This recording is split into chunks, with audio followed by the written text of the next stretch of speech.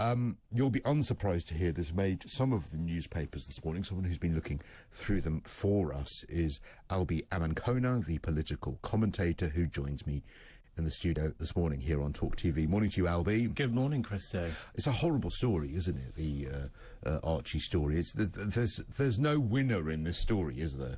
No, I mean, it's a complete tragedy. My thoughts and prayers are with the Battersby family and, of course, Holly Dance, Archie's mother, who has done everything she can in order to save the life of her son in the best way that she sees fit. And it's that line, isn't it, as I was just discussing, about when does what you would consider care that is humane, when does that care itself become the inhumane thing? When does that care itself become the thing that is actually not the best thing for the patient?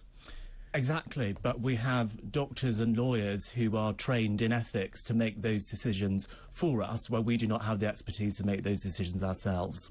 And that is why we outsource those services to the courts and to doctors, because you and I could not make those decisions in a rational way as they can. Yeah, it's true, and of course his parents aren't going to be rational about it, would they? And that's completely understandable, because it's their son, it's their flesh and blood.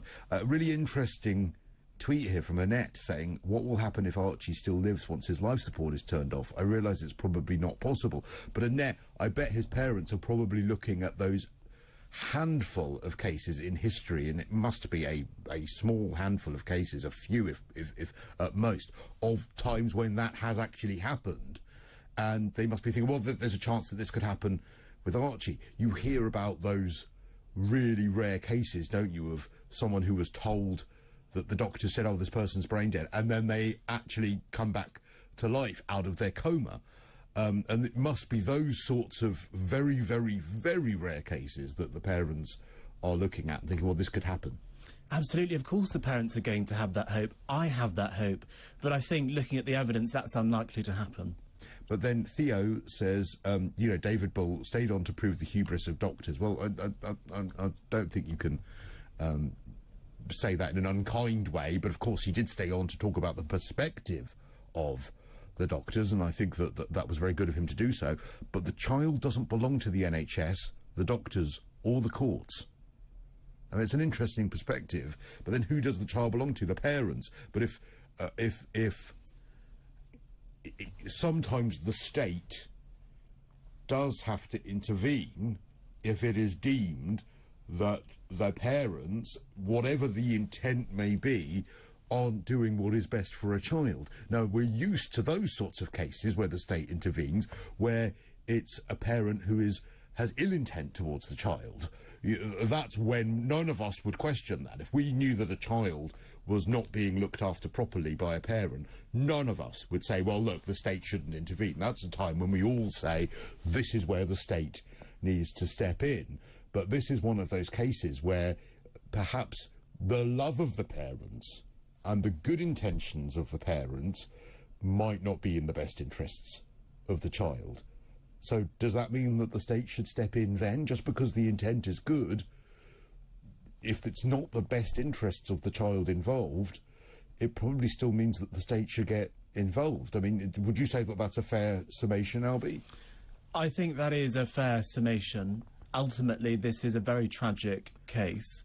And as I was mentioning before, I think we do have to trust the doctors, the experts, the judiciary, who have come to what is a very difficult decision to switch off the life support of a child. Albie Amankona still joins me, the political commentator, been looking through the newspapers for us this morning.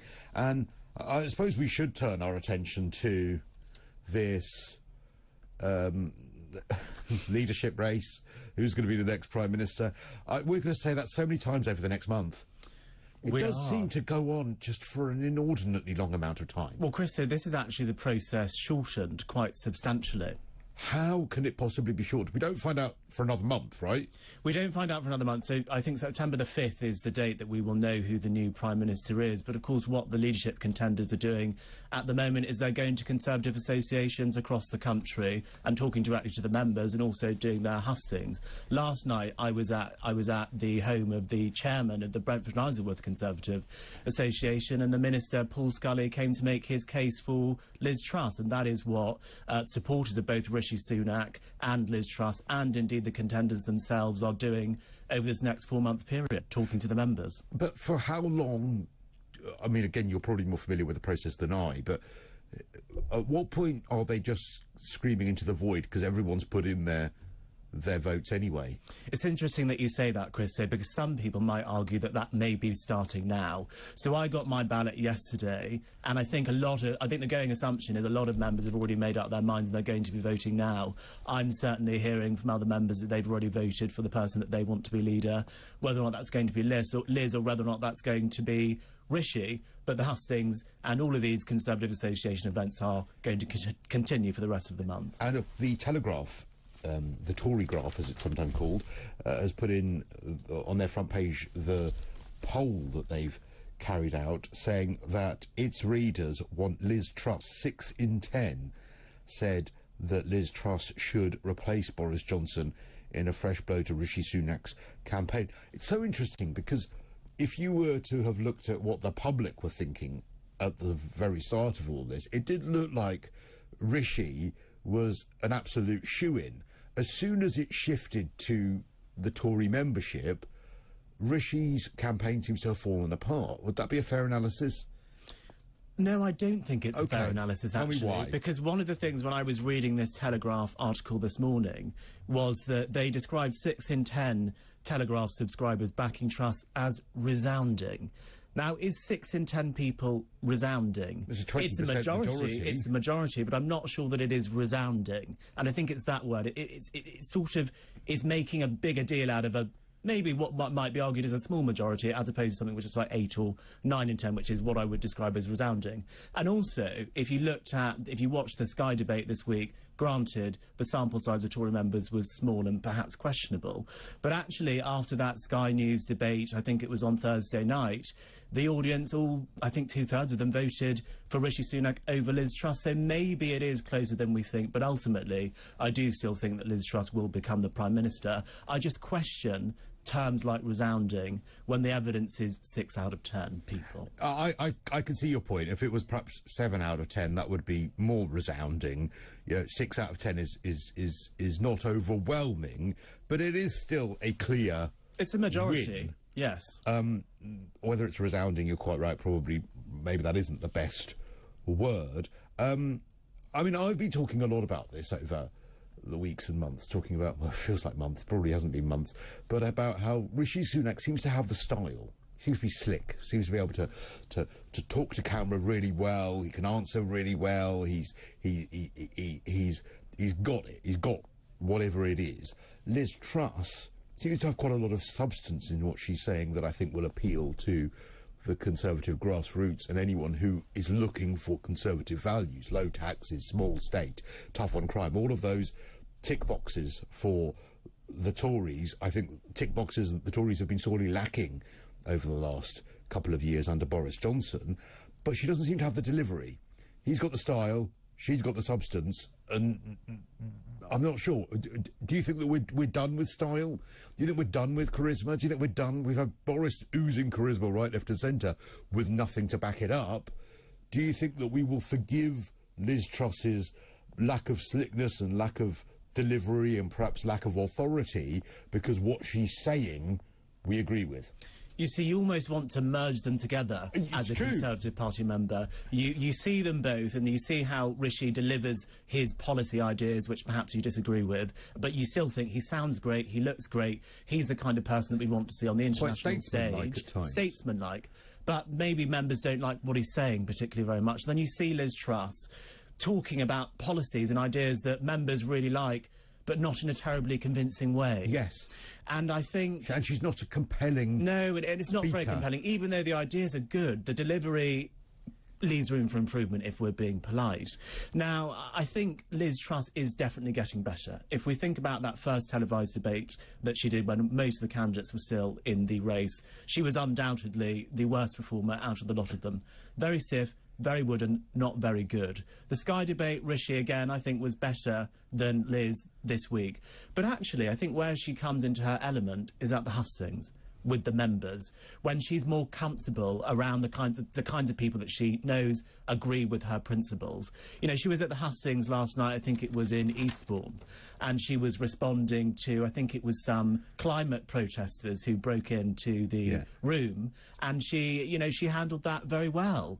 So I think there is hope for Liz. She does need to improve. There is, and we'll debate this a little bit more in a moment, but I worry about that, because if she becomes Prime Minister, she's not always going to be surrounded by people who agree with her. She's going to have to perform in situations where other countries, other people within Parliament who don't agree with her, where she's going to be out of her comfort zone. And we do need someone who's able to stand up for Britain, who can do so when times are uncomfortable and when surrounded by people who are not supporting her, but absolutely against everything that she's saying. So she does need to brush up on that. Having said that, I do think Britain is a bit sick of slick at the moment. But when we come back, we'll talk about this a little bit. Albie is still with us in the studio. Albie Amankona, political commentator.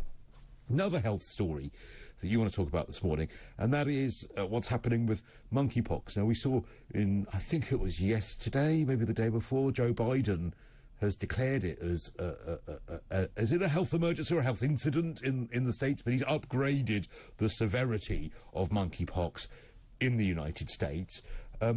What are the papers saying about that this morning?